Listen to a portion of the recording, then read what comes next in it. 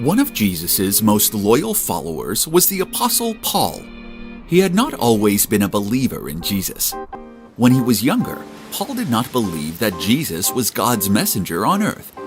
But one day, as he was on the road to Damascus, God himself spoke to Paul and showed him that Jesus was in fact the Son of God. Since that day, Paul had become one of the most important followers of Jesus and dedicated his life to spreading Jesus' message about loving and accepting God.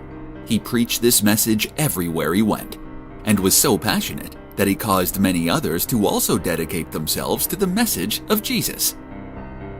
I myself was once lost, but then I came to understand the word of Jesus and was saved. Jesus was crucified, and yet he returned to life to offer us a chance to go to heaven. God is able to perform incredible miracles for us when we believe in him with all of our hearts. Paul was starting to make Jesus very popular across the land, and the local religious leaders started to take notice. They didn't like that people were listening to Paul and starting to care more about the word of Jesus than what they had to say. So together, they hatched a plan to have Paul imprisoned. Arrest him! And so, the guards arrested Paul and took him to be put on trial.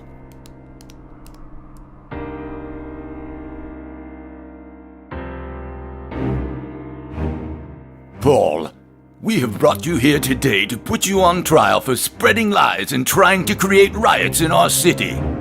All evidence we have proves that you are guilty, and we will be sending you to prison. I have done no wrong. Paul knew that these were false claims and wished that there was someone who could provide justice. Luckily, during Paul's trial, the king was visiting.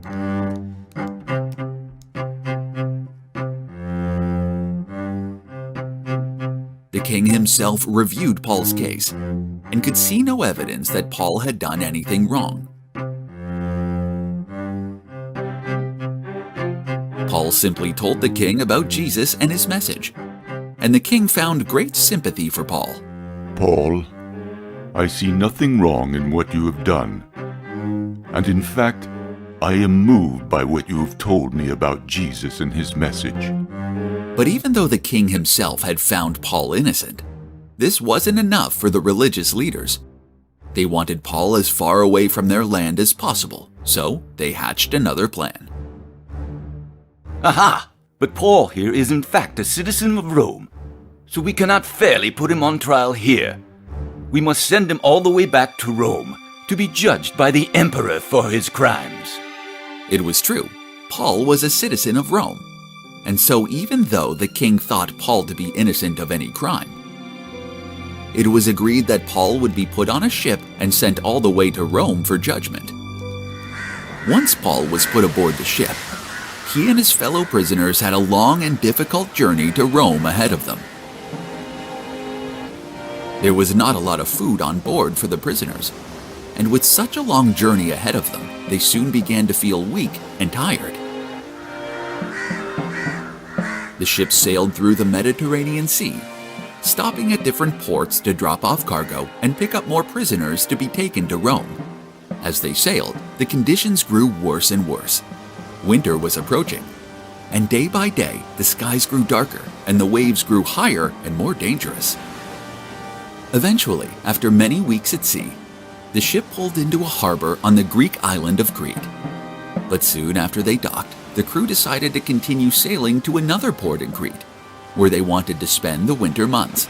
But Paul pleaded with the crew not to leave and to stay in Fair Havens and wait for the treacherous winter weather to pass. Please, I beg of you, if we continue now, we will find ourselves facing great danger in the winter waters. We should stay and spend the winter here, and then continue our journey to Rome. But the ship's crew did not listen to Paul's warning. Instead, they chose to listen to the ship's captain